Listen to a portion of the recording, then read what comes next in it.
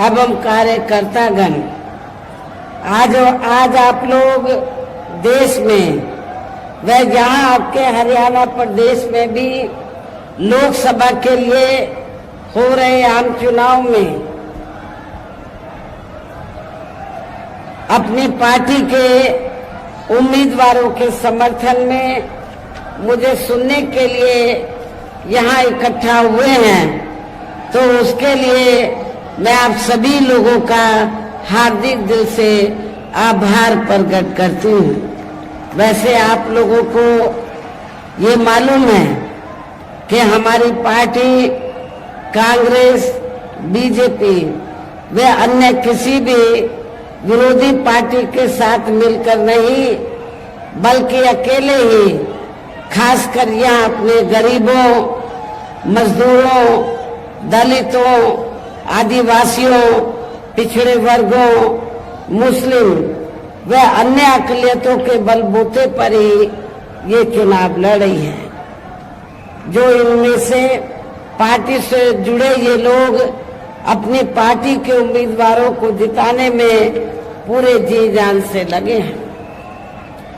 हालांकि आज आपके यहाँ इकट्ठा हुई भीड़ व भीड़ के जोश को भी देखकर अब मुझे भी ये काफी हद तक भरोसा हो गया है कि इस बार आप लोग इस चुनाव में यहाँ अपने प्रदेश से अपनी पार्टी का बेहतर रिजल्ट जरूर लाएंगे। इसके लिए अब मैं आप लोगों का ध्यान कुछ जरूरी बातों की तरफ दिलाना चाहती हूँ और इस संबंध में विशेषकर मैं कांग्रेस, बीजेपी व इनके अन्य सभी सहयोगी दलों के बारे में ये कहना चाहूंगी कि आजादी के बाद शुरू में केंद्र व देश के अधिकांश राज्यों में भी ज्यादातर सत्ता यहाँ कांग्रेस पार्टी के हाथों में ही केंद्रित रही है, किंतु इनके खासकर दलित, आदिवासी व पिछड़ा वर्ग विरोधी तथा अन्य और मामलों में भी रही गलत नीतियों व गलत कार्य प्रणाली आदि की वजह से ही फिर इस पार्टी को यानी कि कांग्रेस पार्टी को केंद्र व काफी राज्यों की भी सत्ता से बाहर होना पड़ा है तथा यही स्थिति इनकी सहयोगी पार्टियों की भी बनी रही है, जिस कारण ही फिर बीएसपी को बनाने की भी जरूरत पड़ी और अब पिछले काफी वर्षों से भारतीय जनता पार्टी व इनके सहयोगी दल केंद्र व अधिकांश राज्यों की भी सत्ता में काबिज हो गए हैं। साथ ही इनकी भी ज्यादातर जातिवादी, पूंजीवादी, संकीर्ण, सांप्रदायिक व द्वेषपूर्ण नीतियों एवं कार्य प्रणाली आदि से तथा इनकी कथनी व करनी में भी काफी अंतर होने की वजह से ऐसा लगता है कि इस बार ये पार्टी भी केंद्र की सत्ता में आसानी से वापस आने वाली नहीं है, यानी कि भारतीय जनता पार्टी भी इस बार केंद्र की सत्ता में आसानी से वापस आने वाली नहीं है, बशर्ते यदि ये चुनाव इस बार फ्री एंड फेयर होता है तथा आम चर्चा के मुताबिक वोटिंग मशीनों में भी कोई गड़बड़ी आदि नहीं की जाती है। और वैसे भी इस बार चुनाव में इनकी कोई भी पुरानी व नहीं चल रही नाटकबाजी,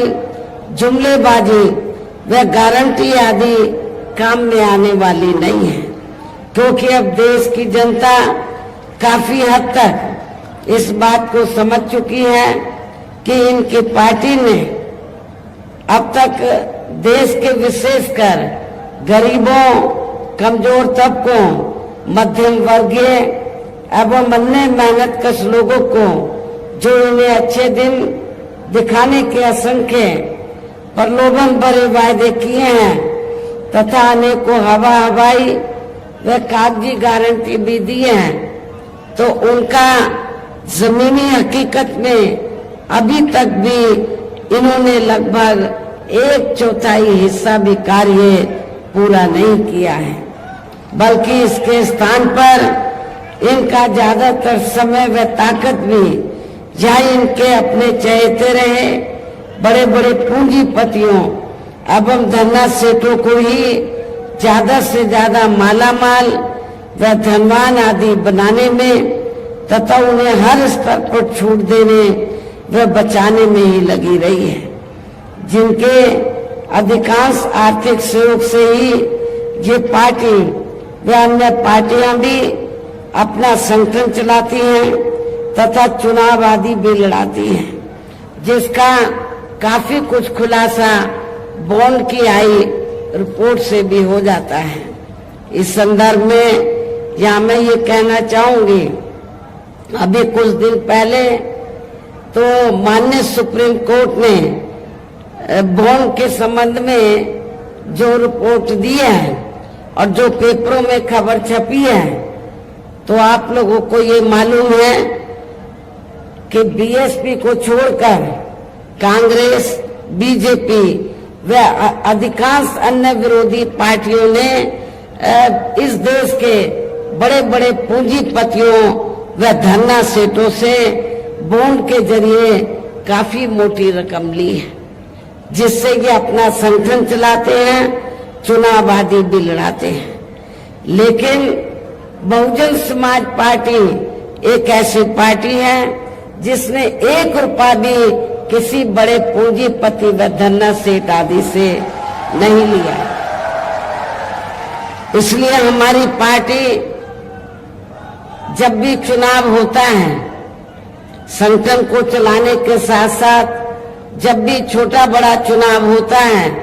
तो हमारी पार्टी ना तो संगठन को चलाने के लिए न चुनाव आदि लड़ाने के लिए किसी भी बड़े पूंजीपति से, धन्ना सेठ से पैसा नहीं लेती है, ये भी आप लोगों को मालूम है। लेकिन हमारी पार्टी अपने कार्यकर्ताओं के जरिए, मेंबरशिप के द्वारा या फिर मेरे जन्मदिन के मौके पर पार्टी के लोगों से थोड़ा थोड़ा धन इकट्ठा करके पार्टी के संगठन को चलाती है व चुनाव आदि भी लड़ाती है, ये भी आप लोगों को मालूम है। इसके साथ ही अब ऐसा लगता है कि कांग्रेस पार्टी की तरह ही बीजेपी ने भी केंद्र के तमाम सरकारी जांच एजेंसियों का ज्यादातर राजनीतिकरण ही कर दिया है। इसके अलावा देश के किसान वर्ग भी वर्तमान बीजेपी की सरकार में शुरू से ही अपनी विभिन्न समस्याओं को लेकर काफी ज्यादा दुखी व परेशान रहे हैं और अभी भी हैं, जबकि यूपी में 4 बार हमारी पार्टी की रही सरकार ने इनके हितों का भी, किसानों के हितों का भी हर स्तर पर विशेष ध्यान रखा है। हमने अपने चारों हुकूमतों में किसानों को खेती करने के लिए समय से सस्ते साधन उपलब्ध कराए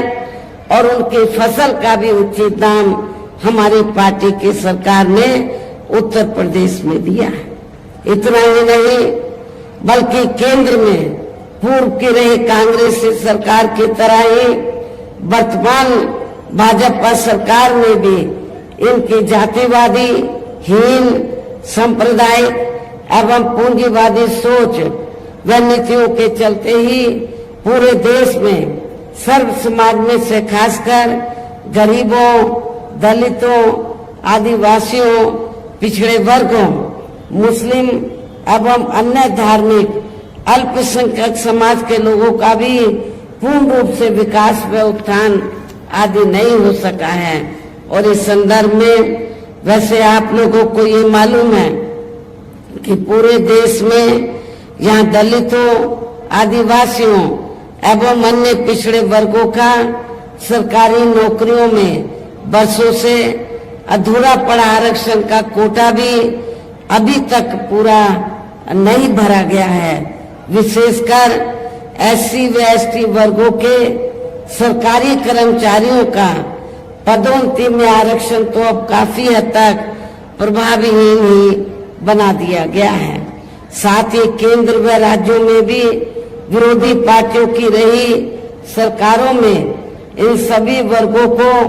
प्राइवेट सेक्टर में आरक्षण दिए जाने की व्यवस्था किए बिना ही इनकी सरकारों के ज्यादातर सरकारी कार्य अब प्राइवेट सेक्टर के जरिए ही इनके बड़े बड़े पूंजीपतियों व धन्ना सेठों आदि को ही दिए जाने के कारण अब इनको पूरे देश में आरक्षण का बहुत कम ही लाभ मिल पा रहा है। इसी प्रकार इनका अन्य और मामलों में भी शोषण व उत्पीड़न आदि होना अभी तक भी बंद नहीं हुआ है। इनके साथ साथ मुस्लिम व अन्य धार्मिक अल्पसंख्यक समाज के लोगों की भी हालत हर स्तर पर काफी ज्यादा खराब व दयनीय ही बनी हुई है, जिसका काफी कुछ खुलासा सच्चर कमेटी की रिपोर्ट में भी किया गया है। इतना ही नहीं बल्कि पिछले कुछ वर्षों से केंद्र व अधिकांश राज्यों में भी बीजेपी व आरएसएस के सरकारों के चलते हुए अब इनका विकास एवं उत्थान आदि होना भी काफी हद तक बंद सा ही हो गया है। आए दिन इन पर खासकर धर्म की आड़ में हो रही जुर्म जाति भी यह काफी ज्यादा चरम सीमा पर पहुंच चुकी है। इनके साथ साथ